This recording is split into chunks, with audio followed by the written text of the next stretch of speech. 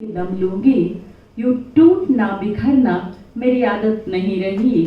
मेरी हसरते वाबस्ता वजूद से बजी, मेरी हसरते वाबस्ता रुतबा मुझे दे दो।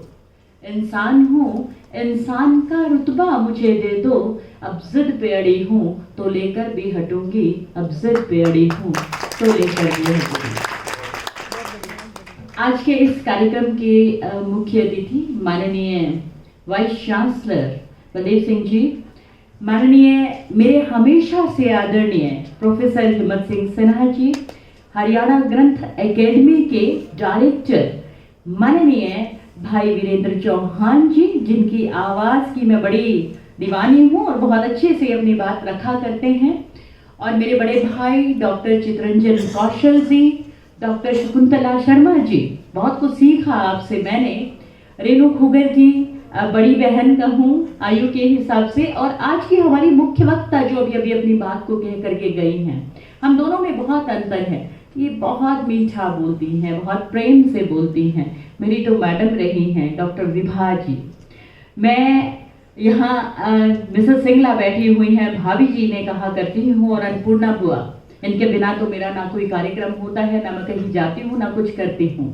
और आप सभी जो यहाँ पर उपस्थित हैं, विशिष्ट अंकल, वीरेंद्र, सभी मेरे दिल के बहुत करीब हैं। लेकिन सबसे ज्यादा यदि मैं किसी से प्रभावित जीवन में रही हूं तो वो रही हूं जय भगवान सिंगला जी से।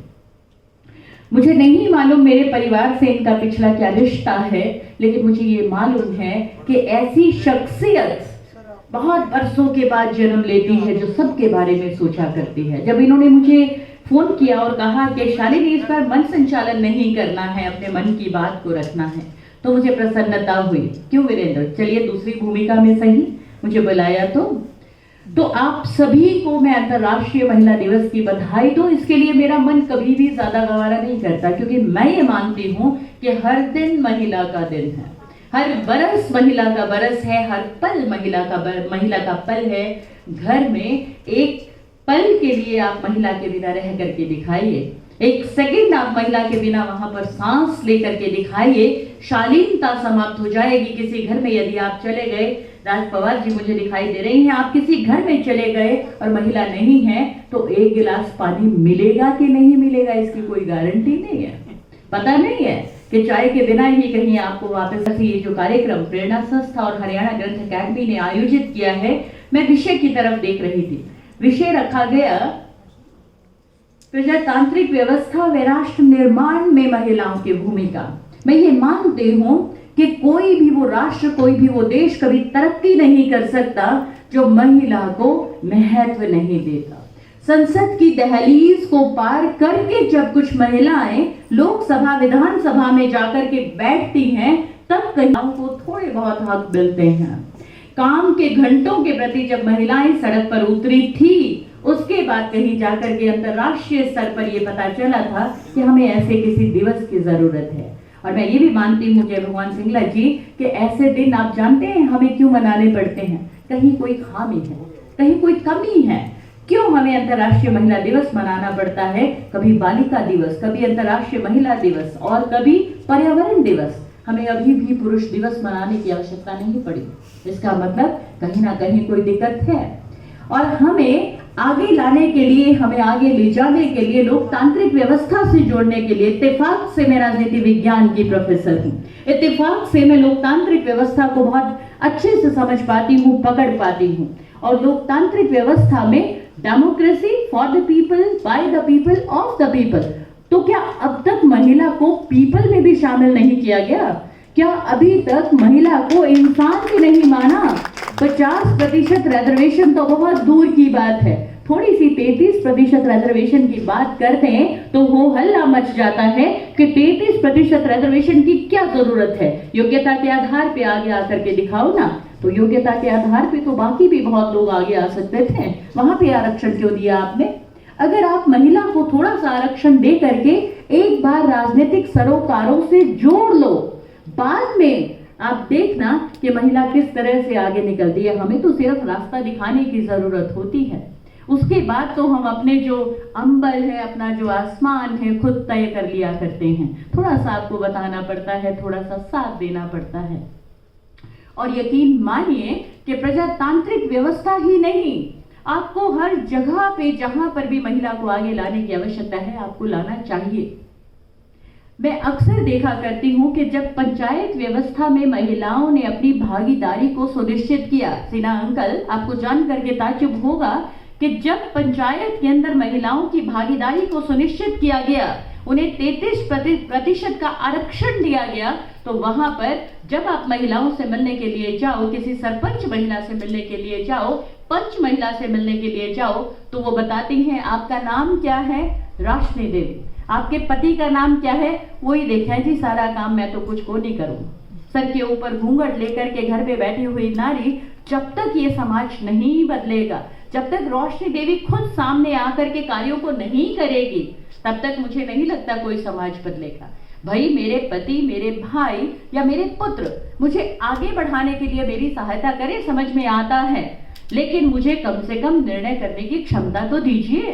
और महिला को ये क्षमता छीननी पड़ेगी। 2 महिलाएं, मैडम वैदिक संस्कृति के बारे में बहुत कुछ जानती हैं, शायद मैं इतना ना जानूं, लेकिन मैं अक्सर 2 महिलाओं में कंपैरिजन किया करती हूं, अपने दिमाग में, अपने जहन में सोचा करती हूं। एक महिला सीता, दूसरी महिला द्रौपदी।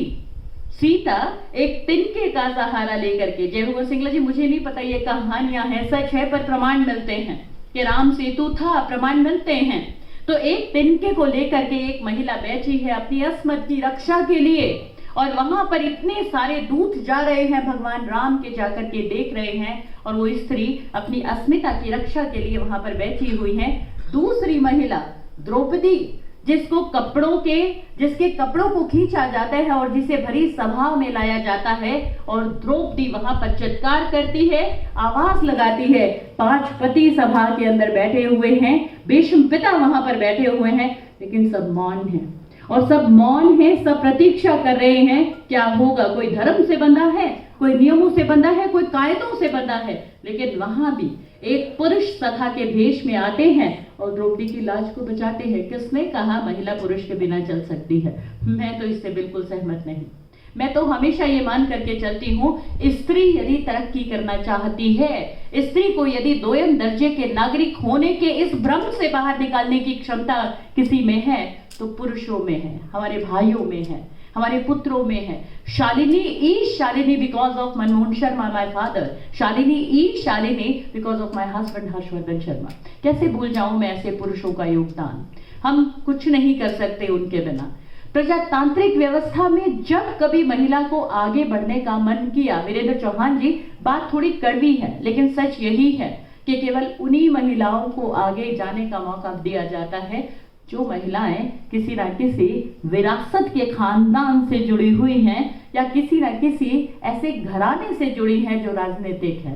तो क्या करे डॉक्टर शकुंतला शर्मा, क्या करे रेणु खुगर, क्या करे बाकी सारी महिलाएं जिनके पास कोई ऐसे पृष्ठभूमि नहीं है? तो क्या लोकतांत्रिक व्यवस्था में भाग लेने से मना कर दे?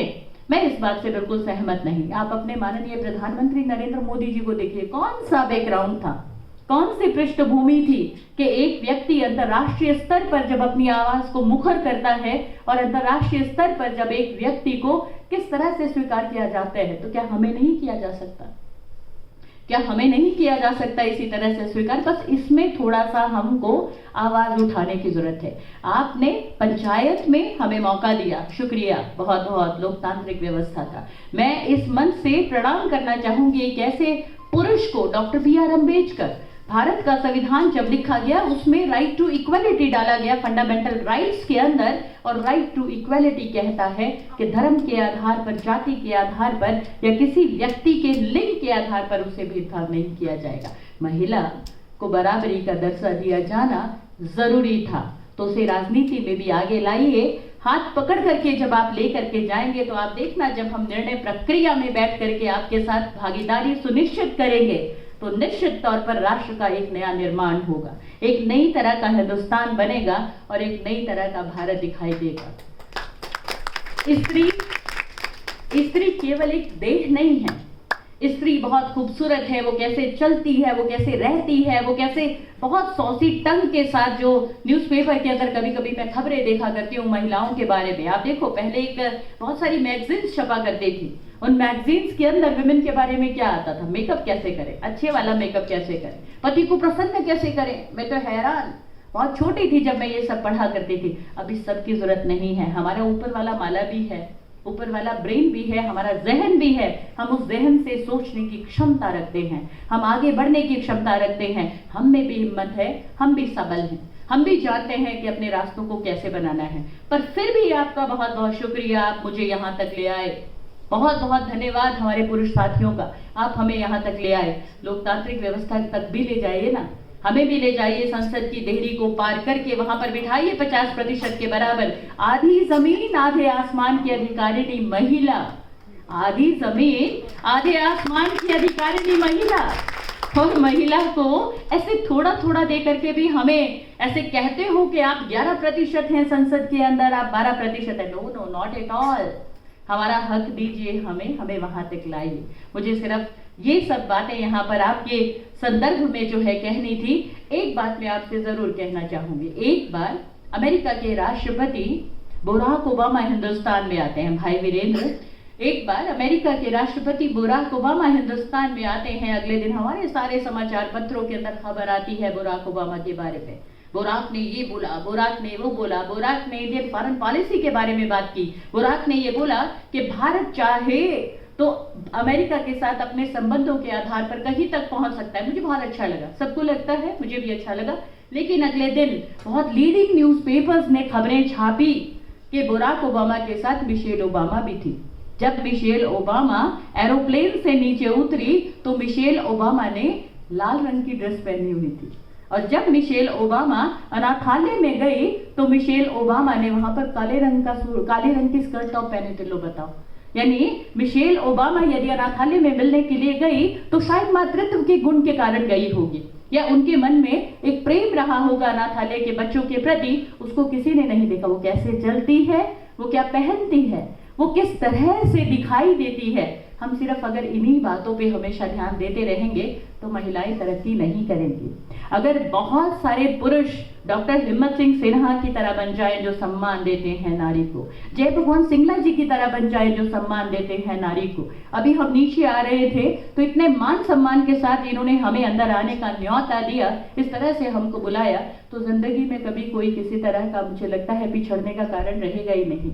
और ये भाई वीरेंद्र चौहान हरियाणा ग्रंथ अकादमी से जुड़े हैं, या कोई भी व्यक्ति यदि राजनीतिक सियासत से जुड़ा है तो कृपया हमारी आवाज को वहां तक पहुंचाइए कि हमें ये केवल अंतर्राष्ट्रीय महिला दिवसों तक सीमित मत कीजिए, हमें एक दिन ना दीजिए कृपया करके। बाकी के जो 364 दिन है उसमें हमें हिस्सा दीजिए, उसमें हमारा भी जगह बनाइए, हमारे लिए भी सीटें सुनिश्चित कीजिए। तभी शायद सुंदर हिंदुस्तान बनेगा, तभी शायद राष्ट्र का निर्माण होगा। मंदिर में गए और जाकर के पूजा की, दुर्गा की पूरी आरती की और 9 दिनों का व्रत रखा और 9 कंजकों को वहां पर पूजन किया, और मंदिर से बाहर आए और बाहर आकर के एक निरी कन्या को ढूंढने लगे बलात्कार करने के लिए। तब तक हिंदुस्तान नहीं सुधरेगा जब तक इस तरह की सोच पर विराम नहीं लगेगा। जब तक ये सोच नहीं बदलेगी तब तक कुछ नहीं बदलेगा। आगे आने दीजिए, साथ दीजिए, मौका दीजिए। आज अंतर्राष्ट्रीय महिला दिवस है, इसकी शुभकामनाएं दीजिए। बहुत बहुत शुक्रिया आपका। लेकिन ऐसा हर दिन बनाते चले जाइएगा, तब कहीं जाकर के हमारे मन खुश होंगे, तब कहीं जाकर के हम जिंदगी में आगे बढ़ने के लिए कुछ कर पाएंगे। बिल्कुल ठीक कह रहे थे विभा मैम आप, कि जब तक हमारी शैक्षणिक उपलब्धियां हैं, किसी के पास पीएचडी की डिग्री है, किसी के पास, ये सिर्फ डिग्रीज हैं, ये सिर्फ हमारे पास कुछ रसीदें हैं जिससे मेरा नाम तय होता है, डॉक्टर शालिनी शर्मा। उससे मुझे मिलता क्या है, मुझे ये देखना पड़ेगा। ये शोध का विषय है कि अगर डिग्री से सबको सब कुछ मिल जाता, सारे अधिकार मिल जाते। आज भी ये doctor Shalini Sharma throughout for first class gold medalist होने के बावजूद एक बुके लेकर के अपने एमएलए के सामने खड़ी हो जाती है, क्योंकि शक्ति तो वहां है, शक्ति तो वहां है। मेरी एक बेटी है 24 बरस की, और वो आईएएस की तैयारी में लगी है। वो मुझे एक बात कहा करती है कि मम्मा ये ठीक है, मैं एडमिनिस्ट्रेटिव ऑफिसर बनना चाहती हूँ, पर कभी कभी बहुत दुखी हो जाती हूँ कि कल को एमपी एमएलए मुझे कहीं भी उठा करके कहीं भी ट्रांसफर कर देंगे तो मेरा क्या होगा। तो हमें एमपी एमएलए बना दो, हम तो खुद ही तय कर लेंगे कि कहाँ पे लड़कियाँ क्या करेंगी और कैसे हम आगे बढ़ेंगे। और देखिए, जब लोकतांत्रिक व्यवस्था की बात करते हैं तो सिर्फ सीट पे बैठने की बात नहीं है, बात वो भी है कि अगर हम मतदान करते हैं ना, वोट का वैल्यू हमको समझना पड़ेगा। हमें ये समझना पड़ेगा कि यदि किसी देश के अंदर कभी महिलाएं ये तय कर लेती हैं कि इस व्यक्ति को हम जीतने नहीं देंगे, वो व्यक्ति जीत नहीं सकता। ये मान करके चलिए, हमारे मोदी साहब ये बात बहुत जानते हैं। 3 तलाक का मामला वापस, उनको मालूम है कि कौन सी बात को किस तरह से कहना है। महिलाओं को छोड़ करके कभी कोई तरक्की नहीं कर सकता। तो इस बात को आप जरूर ध्यान में रखिएगा। समय की भी मेरे पास घोषणा हो गई है। ये तो मेरा अपना परिवार है। प्रेरणा संस्था में आना मेरे लिए परिवार में आने के समान है। धर्म क्षेत्र कुरुक्षेत्र की मैं बेटी हूँ, इसलिए यहाँ पर हमेशा मुझे अच्छा लगता है।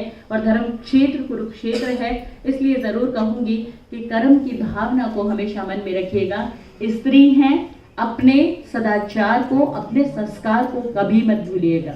ये कभी नहीं हमें करना चाहिए कि हम हाथ में मशाले लेकर के पुरुषों के खिलाफ खड़े हो जाएं। कोई लड़ाई स्त्री पुरुष की है ही नहीं। समाज की सिर्फ जो विकृतियां हैं उनके खिलाफ लड़ाई है, उनको खत्म करना है, और स्त्रियों को भी पुरुषों के बराबर, क्योंकि दोनों। मैं एक बात, केवल एक प्रसंग कह करके अपनी बात को खत्म करूंगी। पिछले दिनों एक सीरियल देख रही थी। ऋषि भृगु जाते हैं और ऋषि भृगु जाकर के भगवान शिव से कहते हैं कि मुझे आपकी परिक्रमा करनी है। तो शिव कहते हैं ये साथ में गौरी बैठी है, तुम परिक्रमा कर लो। मना कर देते हैं, बोलते हैं मैं तो आपका भक्त हूँ, मैं गौरी का भक्त नहीं हूँ, मैं सिर्फ आपका भक्त हूँ और सिर्फ आपकी परिक्रमा करूंगा। शिव बहुत समझाते हैं, ऋषि भृगु नहीं मानते। तो शिव क्या करते हैं, गौरी का हाथ पकड़ते हैं और दोनों का एक अर्धनारीश्वर रूप बना करके प्रकट कर देते हैं। स्त्री पुरुष के बिना, पुरुष स्त्री के बिना ना कुछ था ना है। तो अंतर्राष्ट्रीय महिला दिवस पर मेरी तरफ से सभी मेरे पुरुष साथियों को, सभी भाइयों को, पिता को, सबको मेरा सैल्यूट, बहुत बहुत प्रणाम। 2 पंक्तियों के बाद मैं अपना स्थान ले लूंगी कि पसीने की स्याही से जो लिखते हैं मुकद्दर अपना। सभी के लिए, महिलाओं के लिए, पुरुषों के लिए, और वीरेंद्र चौहान भाई के लिए। अभी धारा प्रवाह बोलेगा, ये आप देखते रह जाओगे, इनके आगे मेरी भी बोलती बंद हो जाती है। पसीने की स्याही से जो लिखते हैं मुकद्दर अपना, उनकी तकदीर के सफ़े कभी कोरे नहीं होते। थैंक यू, शुक्रिया।